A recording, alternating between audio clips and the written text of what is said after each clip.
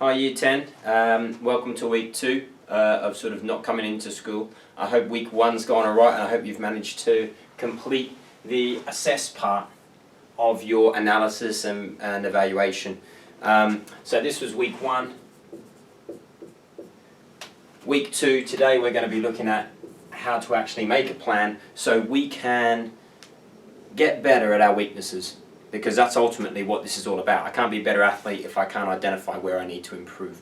So today we're going to look at creating a plan that we can then execute over the coming weeks whilst this continues.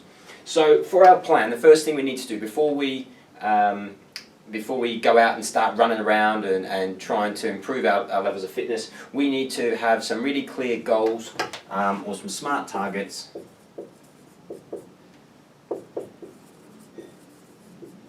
to work towards. Now, we get those from looking at our fitness test results that we did in the first week of assessment.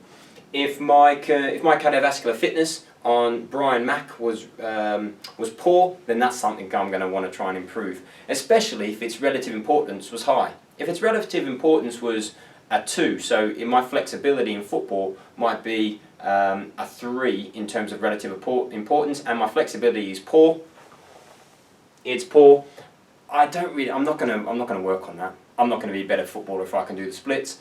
If everything else was absolutely great, then I'd work on that. But this one is really about what else can I improve. My muscular strength, I can improve. I know that comes as a shock to some of you, but I could be bigger and I could be stronger if I really needed to be.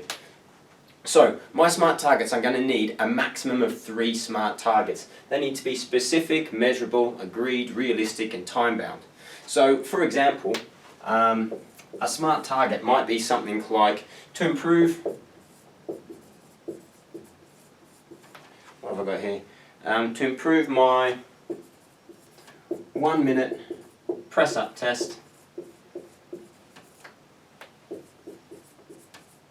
from 35 to 40 in 8 weeks. So because I've done that, I've identified that my muscular strength in my shoulders and my upper body is something that's specific to my sport. They're the muscles I'm going to need in order to shield the ball. I've made it measurable because I can measure to see whether I've been successful to get to 40. If I get to 40, I'm successful. If I don't get to 40, I'm not successful. I haven't met my target. Is it agreed and achievable? Yep, my coach says that's right. Is it realistic? Yeah, if I was asking to try and go from 35 to 70, that's unrealistic. That's too big a jump. So, I'm just going to go from 35 to 40, and it's time bound. I want to try and do it in 8 weeks. So you're going to need maximum of 3 SMART targets for your performance analysis and evaluation. Now, once you set 3, you then need to think about how am I actually going to go about achieving those. So we apply the principles of training.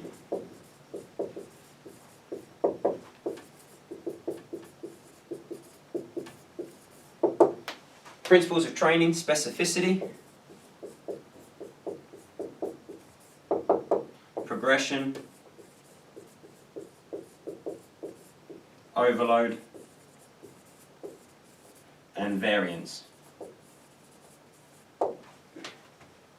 Specificity: does it match? Does my training that I'm going to do over the next 8 weeks, does it match the certain muscles, the specific muscles I might use? Sorry. Does it match the energy demands?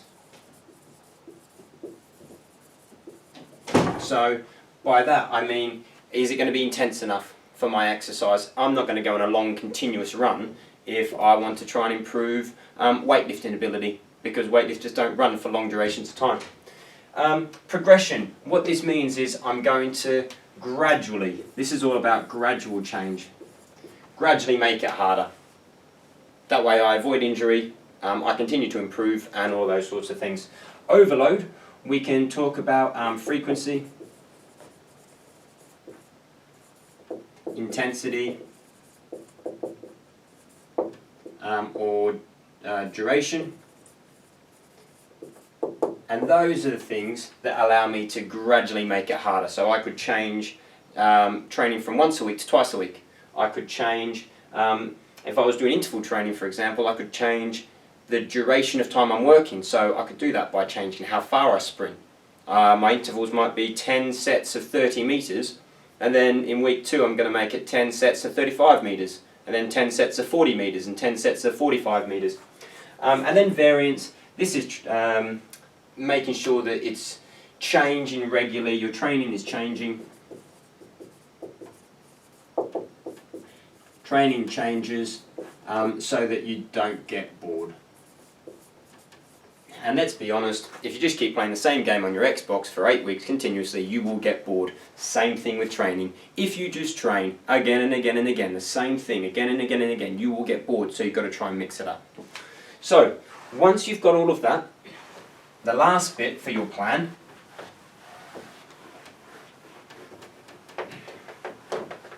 is going to be choosing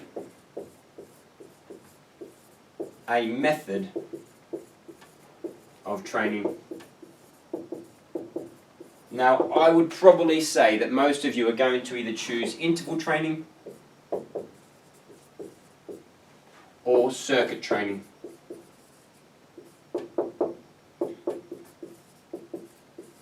If you are training for a marathon, choose continuous training, but you're not. So you're most likely going to be games plays of some sort, go for interval training or go for circuit training. The beauty about both of those is even if I'm a centre in netball or a goal shooter in netball who have very different demands on their body, I can make interval training and circuit training vary in the energy demands. So I can make it aerobic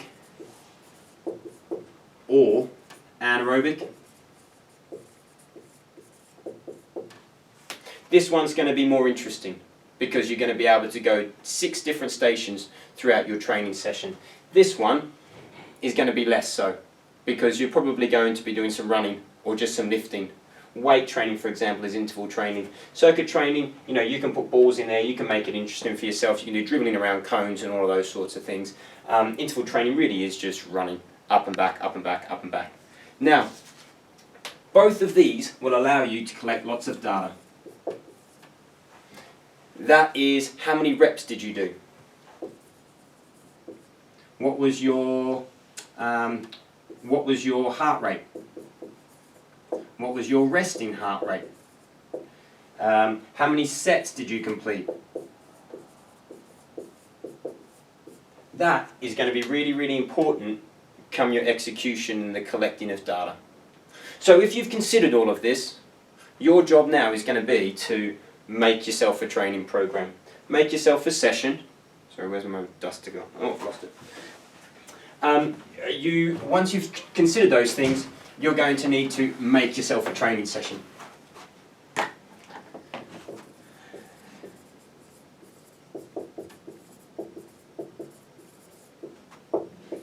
Now, Mr. Major had a great line, which I'm going to steal, or I'm going to borrow.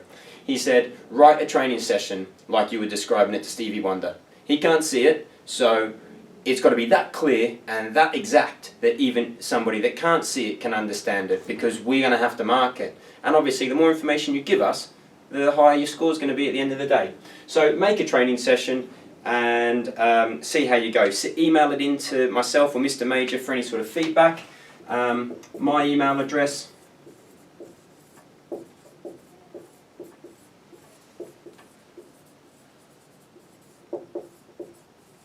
and Mr. Major,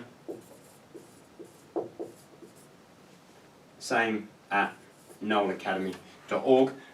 If you email us in your training programs, we can give you a bit of feedback. If you just want to run with it and do it ad hoc, go for it. Just remember, you've got to collect data. And we'll do another video for how to actually execute and how to collect your data. Okay, good luck.